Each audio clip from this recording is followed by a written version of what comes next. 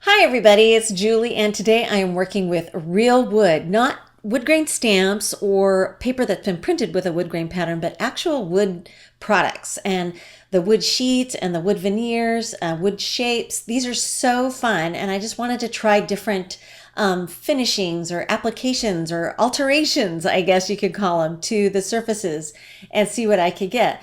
Now, the first thing I did was that I just stamped a greeting onto a speech bubble, and that turned out really cute. I heat set it, and it was fine. But then I kind of, right after I did that, I was like, I was wondering if I could get a faux wood burning effect. So I'm using Memento Luxe pigment ink. This is Espresso Truffle, and I thought after I tested on some scraps that I had laying around, I thought this color really, closely approximated the color of real wood burning. And so I inked up the stamp, and then I'm going to take that wood veneer and press it straight down onto the block because of course you can't see when you're trying to stamp onto something with a wood block on it. So it's easier to do it from this direction with a wood mount rubber stamp. So then I lifted it straight up, had a nice even impression. And while the ink is still wet, I'm going to take one of these brush sticks by Sukineko. I love these. They come in different shapes. They're kind of like a really dense foam on the end of like a pencil.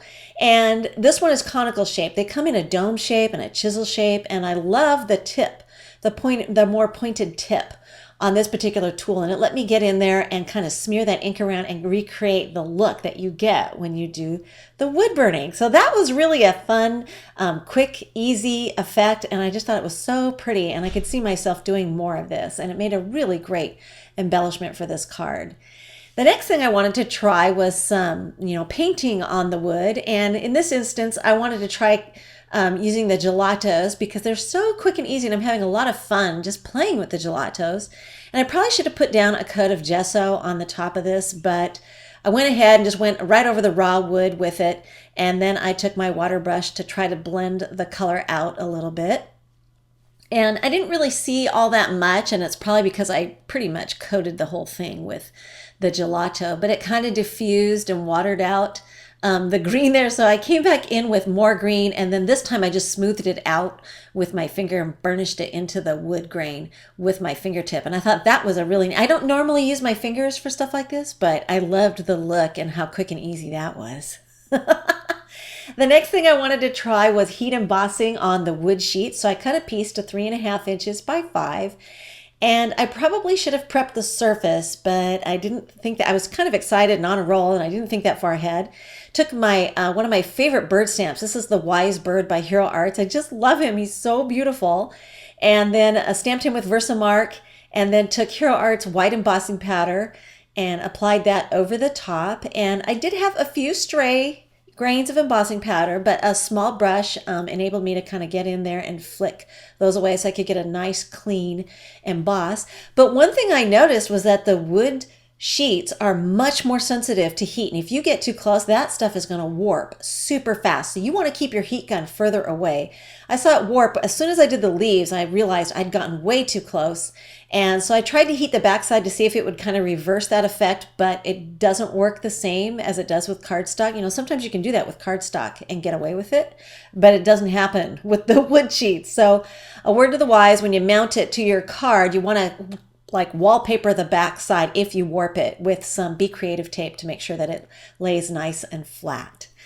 So the next thing I wanted to try was my Crackle Embossing paste, which I haven't done anything with since I got it. So I read, I did some research, and I read that one thing that really helps is to use regular embossing paste as your first layer, and this will help bind the Crackle embossing paste to the surface, because otherwise I guess it can actually pop off.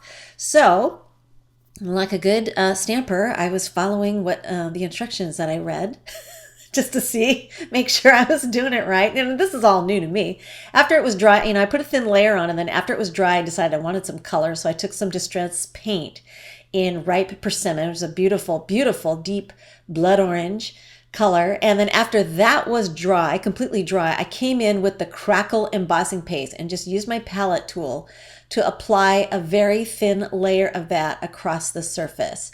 So, and I had no idea what I was going to get, because for me, this stuff I don't really do a lot of mixed media. So, but I do love that Crackle look. And that's what it looks like when it's drying.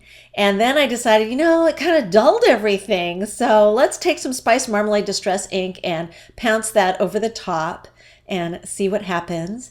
And so after I was done with that, I kind of blotted it dry there with my paper towel. And I was like, okay, that re-intensified the color again, but I'm really not sure if that's really, all that snazzy. So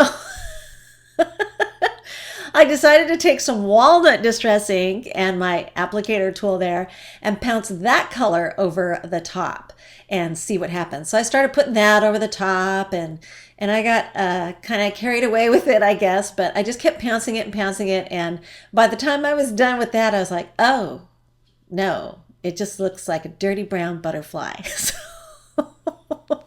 I was not impressed with this either. But then I remembered something. I think you're supposed to spray it with water. So I took my spritzer and sprayed it with water, and the ink blotted off the surface of that crackling, but it got down into the cracks and it tinted down below. And I'm sure Tim's probably laughing because he'd probably like, yeah, that's what I told you to do. Follow the instructions. Anyway, I did it twice because I wanted to intensify that crackling a little bit more, but I loved the look. I thought it was so cool looking, but it was very matte finish. So then I was like, I wonder what would happen if I did this. So I took my Wink of Stella and I went around and traced around the outer edges and coated his body with Wink of Stella to give him just a little bit of shimmery gold. Let that dry. And then I thought, all right, now let's see what happens when we put a coat of glossy accents over the top. So I put a really thick coat. I did have a stray bubble that I forgot to kind of pull out of the glossy accents, and so it kind of shows up there. But I thought it turned out super cool, and I hope this article gives you some fun ideas for jazzing up and altering wood surfaces. Thanks for watching.